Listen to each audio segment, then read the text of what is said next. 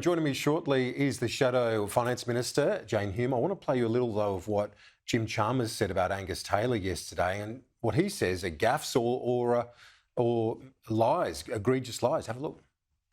You need to be very careful about what Angus Taylor says about the economy. In the last couple of days, he has had two quite egregious gaffes, where he is either deliberately lying about key indicators in the economy or he doesn't understand that he's wrong.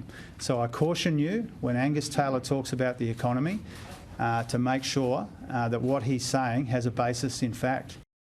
And one of the points, Jane Hume is with me live in the studio now, the Shadow Finance Minister. Welcome to the program. I just thought I'd get you to respond to the comments by Jim Chalmers yesterday.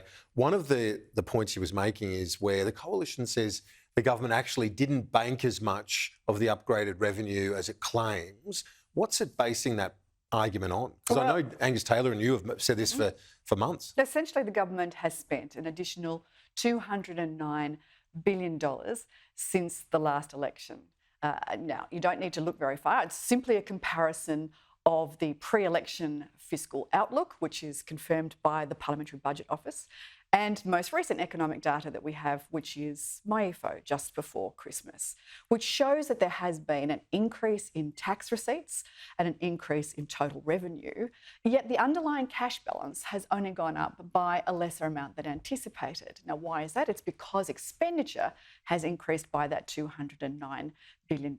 When you look at the tax receipts and the revenue compared to the spending, in fact, it looks like that this Labor government have spent around 2/3 of those revenue upgrades. And it's pretty basic accounting. Anything else is simply smoke and mirrors. So if it's made savings elsewhere, though, to accommodate that expenditure, is it inaccurate for then the Treasurer to be claiming he's banked upwards of 90% of the revenue? Well, I think he has been very selective in the data that he uses. Quite frankly, he's saying that all of the expenditure that's been done, some of that isn't his fault, it isn't his responsibility, it's automatic, it has to happen. But a lot of that is driven by inflation. And what this government has essentially done is absolved its responsibility for inflation going up. What we have been saying for a long time now, is that inflation is the number one issue in the economy. It's what's driving the cost of living crisis. And the government has to be doing its bit, using its fiscal firepower in order to help bring inflation back under control. It can't simply rely on the Reserve Bank to do all the heavy lifting. Now, the Coalition has been saying this for some time, but that's certainly been backed in by many, many economists. Do you welcome the news today? The Treasurer has confirmed that gross debt is going to be now $150 billion lower this year than previously expected. That's part of that repair effort, I guess, you're talking about. Well, I would hope that it could be even lower if the decisions to spend hadn't continued on. And there is an insatiable appetite to spend coming out of this government. And you don't need to look very far to see it. Just look at some of the Future Made in Australia announcements that seem to have no basis in purpose, and certainly some rather hazy decision-making processes about it. $1 billion on solar panels that potentially will never be competitive. $500 million of Commonwealth taxpayer money and another $500 million from Queensland on a quantum computing company that is owned by Americans. All of these things seem to be very strange decisions that are being made by this government that is simply pushing expenditure further and further up. And it's Australians that are paying the price, because unless you can get that expenditure under control, that appetite to spend under control, the RBA will keep having to work at getting inflation down. That quantum decision, though, let's just zero in on that, because I guess it's emblematic of the government's Future Made in Australia policy. They are talking about, this is about building a quantum computer, first of its kind, of this particular kind in Queensland.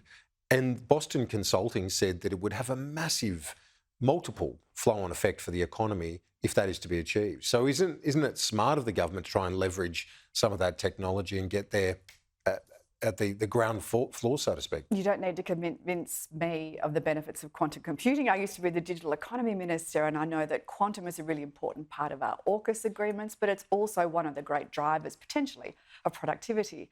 It's this particular decision, though, that we have concerns with. There are plenty of quantum computing organisations out there, and even the chief scientist casts some doubt as to whether this particular investment is going to turbocharge the adoption of quantum in a commercially viable way. We've seen some numbers out today. Retail trade volumes down 0.4% in March, in the March quarter, lower than had been expected. Is this showing that the retail, or not just retail, but consumers are hurting badly from the rate rises? Do you think that that will help the RBA keep things where they are as opposed to hiking them? There is no doubt that average Australians are really hurting right now, and that's reflected in those retail trade figures. And it shows that the economy really is slowing. The problem is it's aggregate demand that pushes up inflation.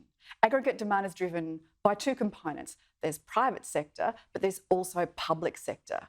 Our concern is that the public sector side of the equation hasn't come back in the same way that the private sector consumption has. Are the states to blame for that largely? Well, that's why if you look at what's happening at the state level of Victoria today with payments for school-age kids, and Queensland, that $1,000 boost to energy bills for households, regardless of if that's not means tested. Well, I don't think that it's only the states. Certainly the OECD have pointed out that state debt is genuinely a problem, and states' fiscal positions are driving some of the problems with inflation, but it is not the only driver. And quite frankly, the Commonwealth government, particularly when you've got wall-to-wall Labor governments in mainland Australia, should be leading the charge in this crusade to get inflation down. Because unless you get inflation down, that Australians are going to pay the price. The cost of living simply will not come down until inflation is under control. And we're just not through the woods yet. No, we're certainly not. And just with this interest rate decision today, some economists, like we spoke to Warren Hogan earlier in the program, suggesting that it might be smarter for the RBA if it is sticky, inflation proves to remain sticky, to act sooner rather than later, possibly as soon as today. Is there an argument there? Well, I'm not going to preempt the RBA's decision. The RBA is an independent decision maker on interest rates, and that should always be the case. And I wouldn't want to jawbone the RBA governor in any way, shape or form. What I would say, though, is that the RBA's decision is made that much harder if it's the only one that's tackling inflation. Unless the government's using its fiscal firepower as well as using monetary policy to tackle inflation, well then inflation stays higher for longer and interest rates stay higher for longer. When interest rates stay higher for longer, Australians will pay the price. That's why one of the reasons we've seen real disposable incomes in Australia go backwards 7.5% in the last 2 years, because of taxes, inflation and interest rates are making people poorer. If you feel poorer, it's because you are poorer, and that's because of inflation, because of taxes and interest rates. Shadow Finance Minister Jane Hume, appreciate your time. Great to be with you, Kieran.